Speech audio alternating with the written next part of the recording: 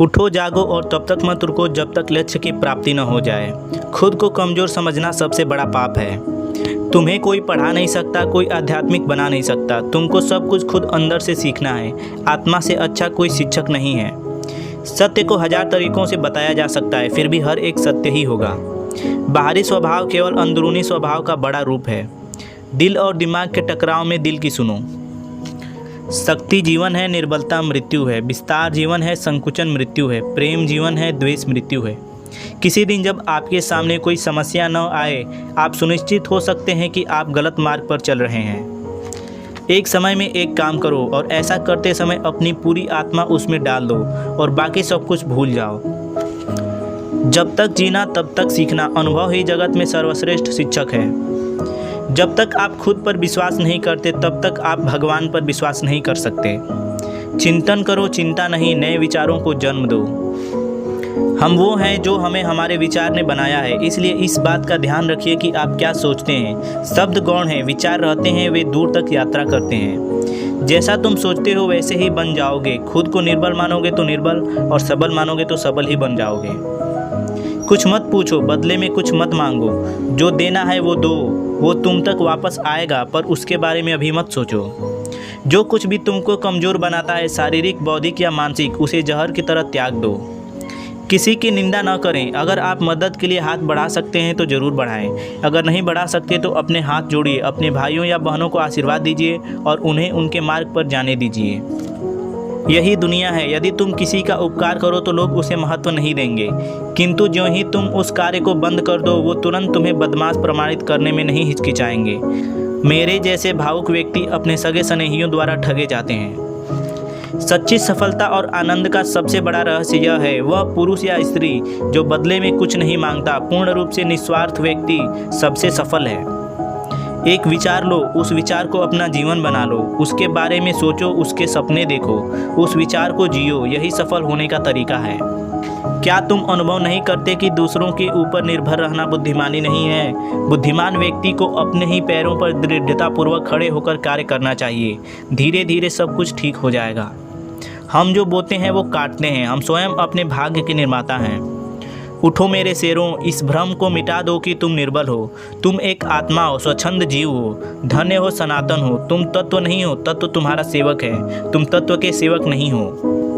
मुझे गर्व है कि मैं एक ऐसे धर्म से हूँ जिसने दुनिया को सहनशीलता और सार्वभौमिक स्वीकृति का पाठ पढ़ाया है।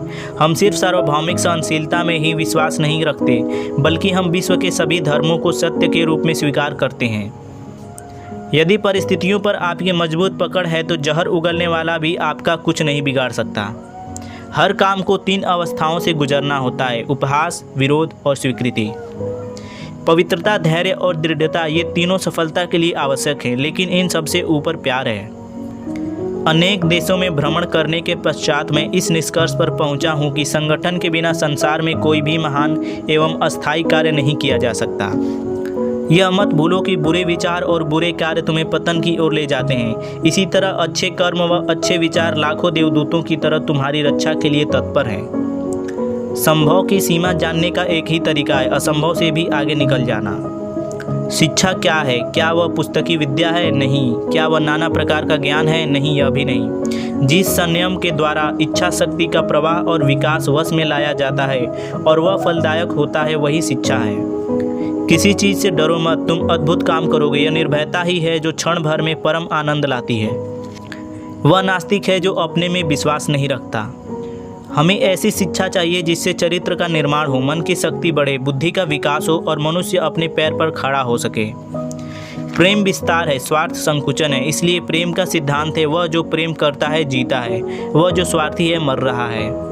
इसीलिए प्रेम के लिए प्रेम करो, क्योंकि जीने का यही एकमात्र सिद्धांत है, वैसे ही जैसे कि तुम जीने के लिए सांस लेते हो। बल ही जीवन है और दुर्बलता मृत्यु। भय और पूर्ण वासना ही समस्त दुखों का मूल है।